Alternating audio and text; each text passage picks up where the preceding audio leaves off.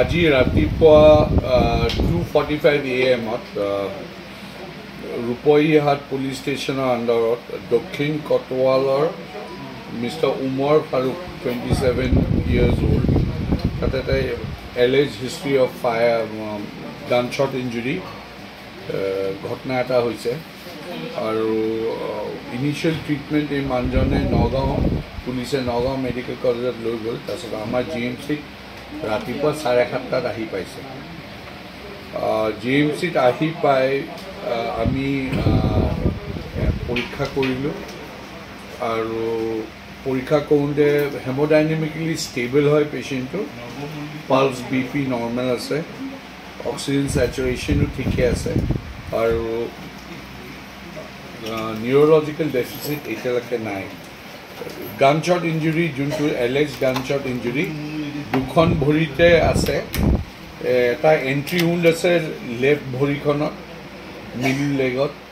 আৰু এক্সিট উণ্ডো একে ভৰিখনতে আছে উল্টা চাইডে আছে আৰু ৰাইট ভৰিটো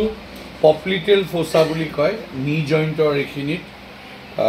আঁঠুৰ সেইখিনিত তাতেও এণ্ট্ৰি উণ্ড আৰু এক্সিট উণ্ড দেখা গৈছে আমি এতিয়া ডায়েগন'চিছ কৰিছোঁ বোথ বোন লেফ্ট লেগৰ ফ্ৰেকচাৰ কম্পাউণ্ড ফ্ৰেকচাৰ মানে হাড় ওলাই আহিছে মাংসৰ পৰা আৰু ৰাইট ডিষ্টেল ফিমাৰতো এটা ফ্ৰেকচাৰ আছে এই কেছটো চাৰ্জাৰীও চাইছে আৰু অৰ্থ 1ও চাইছে আমি এডমিট কৰিছোঁ আণ্ডাৰ অৰ্থ আৰু এতিয়া এক্সামিনেশ্যন কৰি পেলাই নিউৰলজিকেল ডেফিচিট কিবা আহে কি নাহে আৰু ভেস্কুলাৰ ডেফিচিট আহে কি নাহে সেইখিনি অবজাৰ্ভেশ্যনৰ কাৰণে আমি তেখেতক CTVS আৰু নিউৰো চাৰ্জাৰী ডিপাৰ্টমেণ্টৰ আৰু নিউৰলজি ডিপাৰ্টমেণ্টৰ ডক্টৰক মাতি পেলাই চাবলৈ কৈছোঁ